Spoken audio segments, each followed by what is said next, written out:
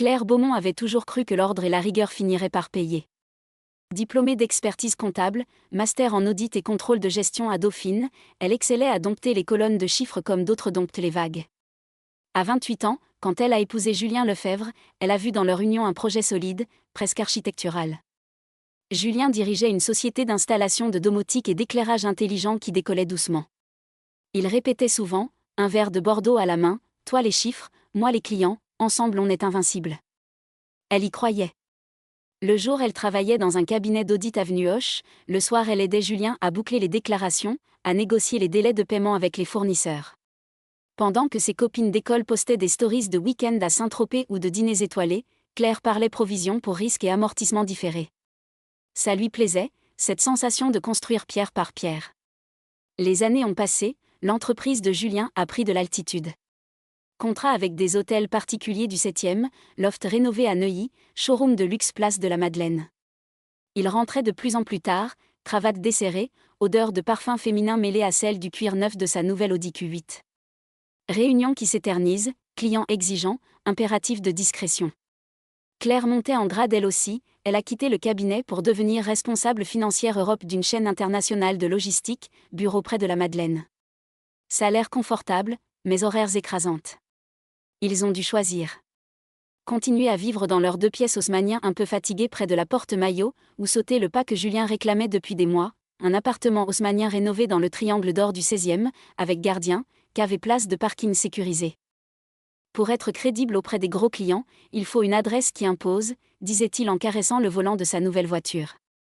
Claire a refait les simulations 10 fois. Le crédit serait lourd, mais tenable si les deux continuaient à trimer. Elle a signé. L'appartement était magnifique, moulure au plafond, parquet point de Hongrie, balcon filant sur une cour plantée de magnolias. Julien a changé sa garde-robe, chemise sur mesure Charvet, costume Tom Ford, mocassin Berluti ciré chaque semaine. Claire, elle, continuait à porter ses tailleurs anthracite impeccables, escarpins Louboutin noir Arma, cheveux tirés en chignon strict. Elle aimait la sensation du tissu qui glisse sur la peau quand elle enlevait sa veste après une longue journée, ce léger frisson de libération. Mais la vie est devenue une mécanique bien huilée et vide. Réunions interminables, tableur Excel jusqu'à minuit, dîners expédiés devant Netflix. Quand elle osait parler d'enfants, Julien balayait, pas maintenant, ma chérie. L'entreprise doit encore grandir. Elle ravalait sa déception, se convainquait que c'était temporaire. Les premières fissures sont apparues comme des taches discrètes sur un chemisier blanc. Un débit d'hôtel Place des Vosges pour une nuit où il prétendait dormir sur un chantier à la Défense. Une facture de bijouterie Place Vendôme sans qu'aucun écrin n'apparaisse jamais sous le sapin. Des additions de restaurants gastronomiques dans le 8e, alors qu'il jurait n'avoir aucun client là-bas. Un samedi soir pluvieux de novembre, Claire, encore en tailleur crayon et chemisier de soie crème légèrement transparent sous la lumière tamisée du salon, s'est assise à la table en verre fumé pour vérifier les comptes communs. Elle a senti son cœur cogner quand elle a vu les lignes suspectes s'aligner. Elle a demandé des explications, voix calme, presque douce. Julien, affalé dans le canapé en velours bleu nuit, téléphone à la main, a levé à peine les yeux. L'hôtel, c'était pour un investisseur qui voulait de la discrétion. Le bijou, un cadeau pour l'épouse d'un partenaire qatari. Les restos, des dîners d'affaires. Tu vas pas commencer à tout vérifier comme une comptable parano, si. Il a souri, ce sourire charmeur qui l'avait fait craquer 10 ans plus tôt. Elle n'a pas insisté. Mais elle a commencé à archiver chaque relevé dans un dossier crypté sur son ordinateur portable. Les mois suivants, le schéma s'est répété. Chaque week-end, de nouvelles anomalies. Claire les notait avec une précision chirurgicale, comme si les chiffres pouvaient encore la protéger. La vérité a éclaté un après-midi d'orage, en plein décembre. Réunion houleuse au siège, migraine carabinée, Claire a demandé à partir plus tôt. Elle a pris le métro ligne 1, foulard en cachemire noué serré contre le vent glacé. Quand elle a poussé la porte de l'appartement, le silence était anormalement lourd. Le portable de Julien traînait sur la console en marbre de l'entrée, chose qu'il ne faisait jamais. L'écran s'est allumé sur une notification. Un message WhatsApp. Je n'arrive pas à penser à autre chose qu'à hier soir. Tu me manques déjà. Quand est-ce qu'on pourra enfin se réveiller ensemble sans se cacher ? L'expéditrice, Sophie Garnier. Une jeune ingénieure domotique recrutée 6 mois plus tôt. Elle était venue dîner 3 fois chez eux. Tailleur pantalon ajusté, cheveux lâchés, rire cristallin. Les doigts de Claire se sont mis à trembler sur le marbre froid. Elle a déverrouillé le téléphone code inchangé depuis des années. Les échanges remontaient à 8 mois. Photos suggestives, jamais nues, toujours élégantes, nuisette en soie sur peau hâlée, escarpins posés sur un tapis persan, promesses murmurées, projets d'avenir. Julien écrivait « Avec toi je me sens vivant. Claire n'est plus qu'une routine. Toi tu es l'avenir. » Il parlait d'un enfant, pour de vrai cette fois, d'un loft à Lisbonne ou à Bordeaux, loin des regards. Quand Julien est rentré, 2 heures plus tard, il l'a trouvée assise sur le canapé, portable éteint posé sur ses genoux, tailleur froissé, mascara légèrement coulé. Il a compris en une seconde. Il a soupiré, jeté ses clés sur la console avec un bruit sec. Bon, tu as vu. Silence. Écoute, entre nous c'est fini depuis longtemps. On est devenus des colocataires qui partagent un crédit. Avec elle, c'est différent. Je me sens désirée, tu comprends ? Claire a pensé à toutes les nuits où elle avait fait les comptes pour ce maudit appartement. À tous les projets de famille ajournés. À la façon dont elle se réveillait parfois en sursaut, cherchant sa chaleur absente. Rien de tout ça ne comptait plus. Je veux divorcer, a-t-elle dit d'une voix très calme. Julien a eu un rire nerveux. Allez, on peut en parler tranquillement. Non. Il n'y a plus rien à discuter. Je lance la procédure. Prends ce qui est à toi. Ce soir-là, elle a sorti 3 valises Louis Vuitton du dressing, ouvert les portes coulissantes en chaîne claire, et commencé à trier ses vêtements. Robe en crêpe de Chine, blazer structuré, lingerie fine qu'elle n'avait plus portée depuis longtemps. Julien est resté planté dans l'encadrement de la porte, répétant qu'elle allait le regretter, qu'à son âge recommencer était risqué. Quand la porte s'est refermée derrière lui, Claire s'est laissée glisser contre le mur du couloir, talons encore aux pieds, et a pleuré en silence des larmes pour toutes les fois où elle s'était effacée pour lui. Les semaines qui ont suivi furent un brouillard administratif et émotionnel. Claire a engagé une avocate spécialisée en divorces patrimoniaux, maître Valérie Langlois, une femme d'une 50aine d'années au tailleur bleu marine impeccable et au regard qui ne laissait rien passer. Les rendez-vous se déroulaient dans un cabinet discret rue de Monceau, avec vue sur un jardin privé où les branches nues des platanes se découpaient contre le ciel gris. Julien voulait clore vite.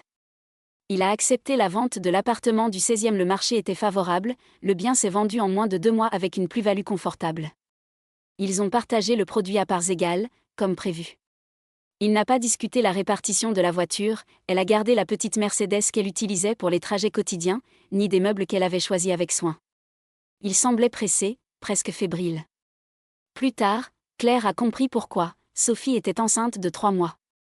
Julien voulait officialiser rapidement la nouvelle vie, avant que les rumeurs ne s'amplifient dans leur milieu.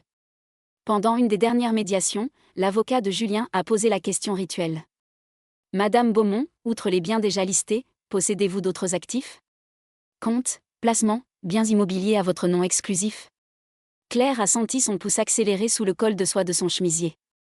Elle a revu le visage ridé mais serein de sa grand-mère paternelle, Geneviève, une veuve qui avait tenu seule une petite librairie spécialisée en livres anciens près de Saint-Germain-des-Prés pendant 40 ans. Quelques mois avant sa mort, Geneviève l'avait fait asseoir dans le salon encombré de volumes reliés cuir, lui avait tendu une enveloppe craft épaisse et avait murmuré. « Ce n'est pas pour te gâter, ma chérie. C'est pour te sauver si un jour le sol se dérobe. Promets-moi de ne jamais en parler à personne, surtout pas à un homme qui te fait douter de toi. » À l'intérieur, les relevés d'un compte titres ouverts en Suisse dans les années 80, alimentés patiemment par les bénéfices de la librairie, puis par des placements prudents en obligations et ETF. La somme, aujourd'hui, approchait les 7 chiffres. Pas ostentatoire, mais suffisante pour repartir de zéro sans dépendre de quiconque. Et surtout, hors communauté, héritage personnel, intouchable. Claire a respiré lentement, les mains jointes sur la table en acajou. Non, rien d'autre. Tout est déjà sur la liste. L'avocat de Julien a hoché la tête, satisfait. Maître Langlois a esquissé un sourire imperceptible, elle avait compris, sans un mot. Le jugement prononcé, Claire a quitté l'appartement vide une dernière fois. Les murs nus, les traces de tableaux disparus, l'écho de ses pas sur le parquet. Elle a chargé 2 valises cabas Longchamp et un carton de dossiers dans le coffre de sa Mercedes, puis elle est retournée vivre chez sa mère, dans un appartement modeste du 15e, près de la rue du Commerce. La chambre d'ado était intacte, lit une place, poster jauni de concert, étagère de livres de finances. La nuit, allongée sous la couette en percale usée, elle fixait le plafond et se demandait à quel moment précis elle avait laissé sa vie lui échapper. Elle a perdu 6 kilos en un mois. Au bureau, elle faisait le strict minimum, rapports expédiés, mais répondus, sourire poli. Le soir, un verre de vin rouge trop vite bu, un somnifère pour sombrer quelques heures. Les appels de la famille de Julien étaient insupportables, sa mère pleurait au téléphone, jurait que Sophie ne serait jamais à la hauteur, que Julien finirait par regretter. Claire raccrochait, effaçait des photos, un dîner aux chandelles à Honfleur, un week-end à Courchevel, des selfies où elle souriait trop fort. Paris devenait étouffant. Chaque quartier portait une trace, le 16e et ses balcons haussmanniens, le 8e et ses restaurants où ils avaient fêté des anniversaires, même la Madeleine où elle prenait son café le matin. Un samedi matin, au Monoprix de l'avenue Victor Hugo, elle les a croisés. Sophie, ventre rond sous un manteau cachemire camel, poussait le caddie. Julien, en jeans slim et pull col roulé anthracite, a croisé son regard une seconde. Il a fait un petit signe de tête distant, comme à une ancienne collègue, et puis a détourné les yeux. Claire est restée figée au rayon surgelé, le panier vide dans la main, incapable de se souvenir pourquoi elle était venue. Le déclic est venu un dimanche gris de février. La sonnette a retenti 3 fois, insistante. Claire, en jogging gris et vieux sweat oversized, cheveux en bataille, a failli ignorer. Puis la voix dans l'interphone. « Ouvre, c'est Léa. Sinon j'appelle ta mère et je lui dis que tu vis comme un fantôme. » Léa Moreau, amie depuis prépa HEC, avait traversé avec elle les nuits blanches d'examen et les premières ruptures. Elle est entrée comme une tornade, sac en papier craft de chez Carrette à la main, regard direct. « Tu ressembles à un spectre. Va te doucher. Je m'occupe du café. » Pendant que l'eau chaude coulait sur sa peau, Léa a sorti des croissants, posé 2 tasses et lancé sans préambule. « J'ai envoyé ton CV à une boîte de conseil en finance santé à Bordeaux. Ils ouvrent un pôle contrôle de gestion internationale. Ton profil avec les reporting Europe les intéresse grave. Entretien visio mercredi 14h. J'ai déjà confirmé. Pas de discussion. » Claire est sortie de la salle de bain, serviette nouée, gouttes d'eau perlant sur ses clavicules, et a senti un mélange de panique et de gratitude monter. Un autre pays ? Une autre langue ? Une autre vie ? Elle n'était pas sûre d'avoir la force. Mais rester ici, dans cette ville qui sentait encore le parfum de Julien sur ses foulards oubliés, c'était mourir à petit feu. Le mercredi, elle s'est installée devant son ordinateur, chemisier blanc impeccable, cheveux lissés, rouge à lèvres discret. De l'autre côté de l'écran, un homme d'une 40aine d'années, chemise bleu ciel ouverte sur un col bronzé, sourire franc, Marc Delorme, directeur financier du groupe. Question précise, sans pitié ni condescendance. Il l'a traité en pro, pas en victime. À la fin. Votre parcours est solide. On vous envoie l'offre d'ici 15 jours. 2 semaines plus tard, Claire montait dans un TGV à Montparnasse, 2 valises cabine et un tote bag rempli de documents. Sa mère l'a serré longtemps sur le quai, Léa a fait des blagues pour masquer les larmes. Quand le train a démarré, Claire a regardé Paris s'éloigner par la vitre, mélange de peur viscérale et d'air frais qui entrait enfin dans ses poumons. Le premier mois à Bordeaux fut comme apprendre à marcher après une longue immobilité. Claire avait loué un petit appartement rue du Pas-Saint-Georges, dans le triangle d'or bordelais, immeuble pierre blonde du 18e, volet bleu-gris, balcon minuscule donnant sur les toits de tuiles romanes et les clochers lointains. Pas de gardien, pas de cave climatisée, mais une lumière incroyable qui entrait dès 7 heures du matin et une odeur de café fraîchement moulu qui montait de la boulangerie en bas. Le bureau se trouvait dans le quartier des Bassins à Flot, un ancien entrepôt réhabilité en open space high-tech pour le groupe de conseil en santé. Marc Delorme l'avait accueilli le premier jour avec une poignée de main ferme et un « Bienvenue, Claire. Ici on va droit au but, mais on respire aussi. » Pas de questions sur son passé, pas de pitié dans le regard. Juste du travail, reporting consolidé, analyse de risques sur des essais cliniques internationaux, optimisation fiscale des filiales européennes. Elle s'est plongée dedans comme dans une eau froide qui réveille. Les journées étaient longues, mais différentes, plus de métro bondés, plus de regards fuyants dans les couloirs du 16e. Ici, elle marchait le long de la Garonne le midi, basket aux pieds, cheveux lâchés par le vent salé. Elle a commencé à porter des tenues plus souples, jeans slim brut, chemise en lin ample, cardigan oversize en cachemire doux qui caressait la peau comme une caresse distraite. Elle aimait sentir le tissu glisser sur ses épaules quand elle levait les bras pour attacher ses cheveux en chignon haut, ce petit frisson de liberté. Les nuits étaient plus dures. Le matelas gonflable au début, puis un lit Ikea monté à la va-vite. Allongée dans le noir, elle écoutait les bruits de la ville, rires d'étudiants sur les quais, klaxons lointains, le clapotis discret de la rivière. Parfois les souvenirs remontaient, le bruit des clés de Julien jetées sur la console, l'odeur de son après-rasage sur l'oreiller et elle serrait les poings jusqu'à ce que les ongles marquent les paumes. Mais le matin, la lumière l'attirait dehors. Elle allait courir le long des quais, écouteurs aux oreilles, foulée régulière, sueur qui perlait sur la nuque et entre les seins sous le débardeur technique. Son corps se rappelait qu'il était à elle. Au travail, elle a vite gagné la confiance de l'équipe. Une analyste portugaise, Anna, l'a emmenée un soir dans une petite librairie indépendante rue Sainte-Catherine. Le libraire, un homme aux lunettes rondes et au sourire malicieux, lui a tendu un roman de Virginie Despentes sans un mot, juste un clin d'œil, pour quand on a besoin de se rappeler qu'on peut tout recommencer. Claire l'a lu d'une traite sur son balcon, enveloppée dans un plaid, verre de vin rouge de Saint-Émilion à la main. Les pages sentaient le papier neuf et la promesse. Elle a accepté les premiers apéros après le boulot. Un vendredi, l'équipe l'a traînée au hall de Bacalan, huîtres du bassin d'Arcachon, crevettes grises, verre de blanc bien frais. Elle a ri pour la première fois depuis des mois, un rire franc, un peu rauque, qui surprenait même elle. Un collègue, architecte reconverti en data analyst, l'a complimenté sur sa façon de décortiquer les chiffres. Tu as une élégance froide dans les tableurs. C'est rare. Elle a rougi légèrement, pas habituée aux compliments sans arrière-pensée. Les mois ont filé. Elle s'est coupé les cheveux chez un coiffeur du quartier des Chartrons, un carré long effilé, mèche qui effleurait les clavicules, plus léger, plus elle.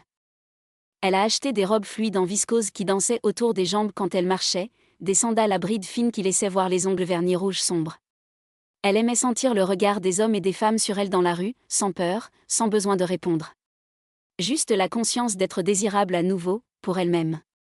Un dimanche matin d'été, elle s'est réveillée tôt, a enfilé un short en jean et un top noué sous la poitrine, et est partie flâner sur le marché des Capucins. Odeur d'épices, de poissons frais, de pain chaud. Elle a acheté des figues mûres, du fromage de brebis, une bouteille d'huile d'olive verte. De retour chez elle, elle a préparé un plateau, s'est installée sur le balcon avec un livre et le soleil sur la peau. Pour la première fois depuis longtemps, elle s'est sentie entière. Au bureau, Marc l'a appelée un après-midi de septembre. Réunion impromptue dans son bureau vitré avec vue sur la Cité du Vin au loin. Claire, tes reportings sont devenus la référence du groupe.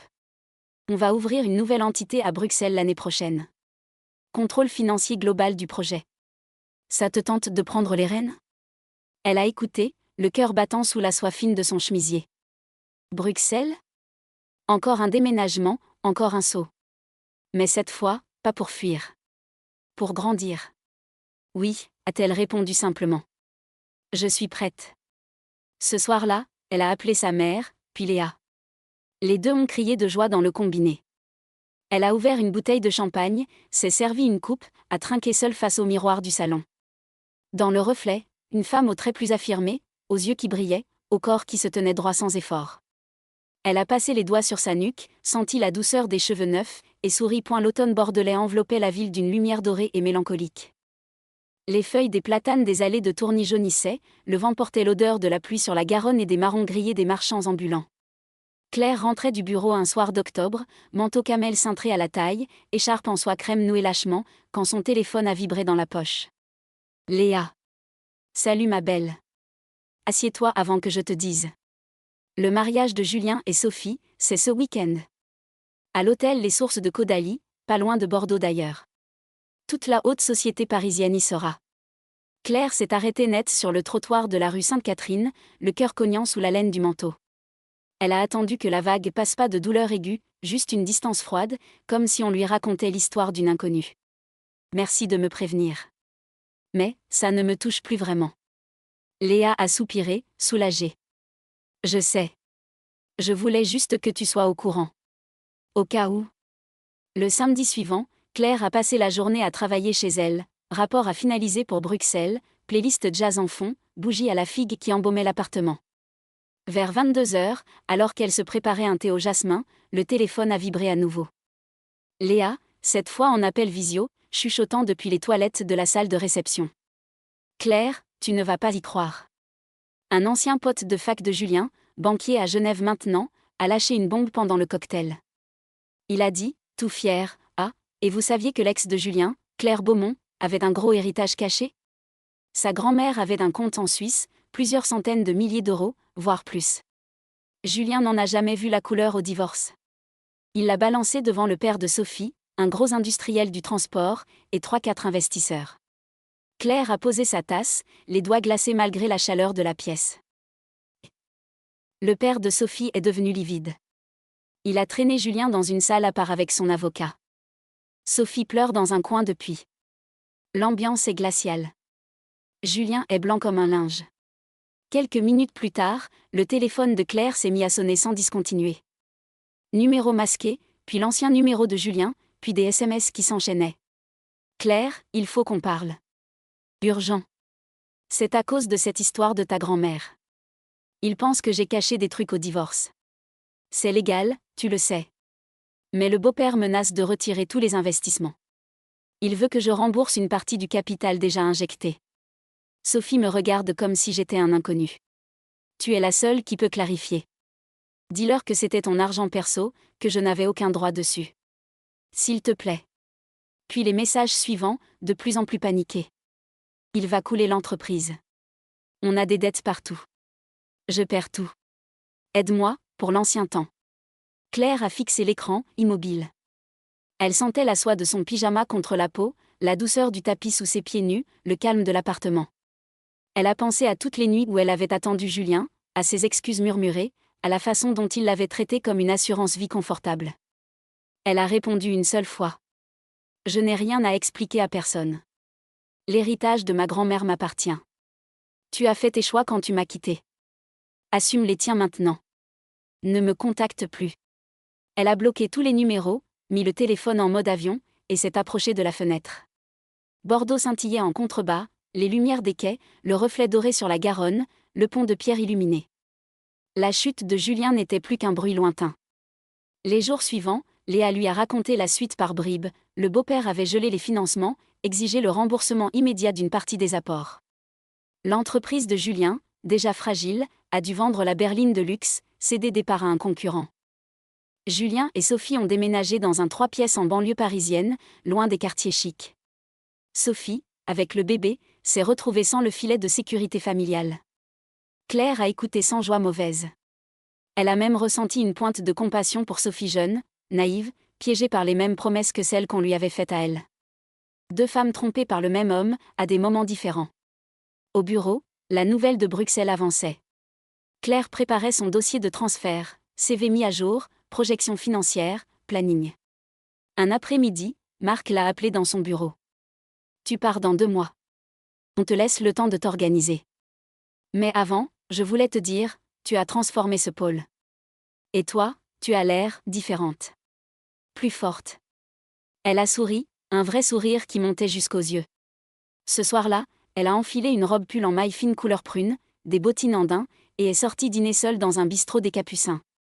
Elle a commandé un entrecôte saignant, un verre de pomme-roll, et a savouré chaque bouchée lentement, sentant la chaleur du vin descendre dans sa gorge, le tissu de la robe épouser ses courbes quand elle croisait les jambes. Pour la première fois depuis des années, elle se sentait femme pas épouse, pas victime, juste femme. Vivante. Bruxelles se profilait déjà à l'horizon, mais Claire n'était plus pressée de fuir quoi que ce soit. Elle avait pris son temps pour organiser le départ de Bordeaux, un dernier week-end sur la côte atlantique, à Arcachon, seule. Elle avait loué une petite maison en bois face à la dune du Pilat, marché pieds nus sur le sable froid de novembre, écouté le ressac furieux de l'océan. Le vent salé avait fouetté ses joues, emmêlé ses cheveux courts, plaqué sa robe en lin contre son corps comme une seconde peau. Elle s'était sentie minuscule face à l'immensité, et pourtant invincible. De retour à Bordeaux, elle a passé une soirée à trier les derniers cartons. Dans une boîte oubliée au fond d'un placard, elle a retrouvé la lettre de sa grand-mère Geneviève, pliée avec soin depuis des années. L'encre bleue avait légèrement pâli, mais les mots restaient nets. Ma petite Claire. Les chiffres, c'est bien pour les comptes. Mais pour la vie, il faut du cœur et du courage. Cet argent n'est pas une fortune, c'est une liberté. Utilise-le le jour où tu comprendras que personne ne doit décider à ta place. Je t'aime. Ta grand-mère qui n'a jamais regretté d'avoir choisi elle-même. Claire a relu la lettre assise sur le parquet, dos contre le mur, lumière tamisée du lampadaire qui dessinait des ombres douces sur ses jambes nues. Elle a passé les doigts sur le papier, comme pour toucher la main absente. Pour la première fois, elle n'a pas pleuré. Elle a souri un sourire lent, intérieur, qui montait des entrailles jusqu'aux lèvres. Cet héritage n'était pas seulement de l'argent. C'était une permission, celle de dire non, de partir, de se choisir. Les semaines suivantes ont filé dans une douceur nouvelle. Elle a passé du temps avec Anna et l'équipe, dîner prolongé aux chandelles dans des caves à vin du quartier Saint-Pierre, rire autour de plateaux d'huîtres et de fromages affinés, conversation qui glissait de la finance à la vie sans transition. Un soir, un collègue lui a dit, mi-sérieux mi-taquin, « Tu rayonnes, Claire. On dirait que tu as enfin arrêté de te cacher. » Elle n'a pas nié. Elle a simplement porté son verre à ses lèvres, senti le vin rouge velouté caresser sa langue, et pensé, oui, c'est exactement ça. Le jour du déménagement est arrivé sans drame. Un camion discret pour les meubles essentiels, 2 valises cabines, et un sac à dos rempli de livres et de carnets. Elle a dit au revoir à son balcon bordelais une dernière fois, un café brûlant à la main, le soleil d'hiver qui chauffait ses épaules nues sous un pull ample. Puis elle a fermé la porte, rendu les clés, et pris le Thalys pour Bruxelles. La nouvelle vie s'est installée rapidement, un appartement moderne près du parc du Cinquantenaire, grande baie vitrée, vue sur les arbres nus et les toits d'ardoise. Le bureau était plus grand, l'équipe multilingue, les enjeux plus complexes. Claire dirigeait désormais le contrôle financier du projet pan-européen, avec une équipe de 8 personnes sous sa responsabilité. Les réunions étaient intenses, mais elle y entrait avec une assurance tranquille, tailleur pantalon noir ajusté, chemisier en soie ivoire entrouvert sur une chaîne fine en or, cheveux impeccablement lissés. Elle aimait la sensation du tissu contre la peau quand elle se penchait sur un dossier, ce léger frôlement qui lui rappelait qu'elle était là, entière. Un soir de mars, alors que la neige fondue tombait doucement sur Bruxelles, elle s'est assise à sa table de travail avec un verre de vin blanc sec. Elle a ouvert son ordinateur et relu les derniers rapports, impeccables, signés de sa main. Puis elle a envoyé un mail à sa mère et à Léa une photo d'elle sur le balcon, manteau ouvert sur une robe pull rouge sombre, sourire franc, « Ça va. Vraiment. Merci d'avoir cru en moi quand je n'y arrivais plus. » Elle a fermé l'ordinateur, éteint les lumières sauf une petite lampe, et s'est approchée de la fenêtre. La ville scintillait en contrebas, anonyme et belle. Julien, Sophie, l'appartement du 16e, les nuits d'attente, tout cela semblait appartenir à une autre vie, une vie qu'elle avait traversée pour devenir celle qu'elle était aujourd'hui. Elle a passé la main sur sa nuque, senti la douceur de sa peau réchauffée par le chauffage, le poids léger de ses boucles d'oreilles qui effleuraient ses lobes. Elle n'était plus la femme qui comptait les heures jusqu'au retour d'un mari absent. Elle était Claire Beaumont, une femme qui avait survécu, qui avait choisi, qui construisait. Avant de se coucher, elle a glissé la lettre de sa grand-mère dans un cadre discret posé sur la commode. Un dernier regard dans le miroir du couloir, yeux clairs, lèvres légèrement gonflées par le vin, une lumière neuve dans le regard. Elle a éteint la lampe. Le silence n'était plus effrayant. Il était à elle. Et pour la première fois depuis longtemps, Claire s'est endormie sans somnifère, sans regret, sachant que le lendemain et tous les lendemains lui appartenaient.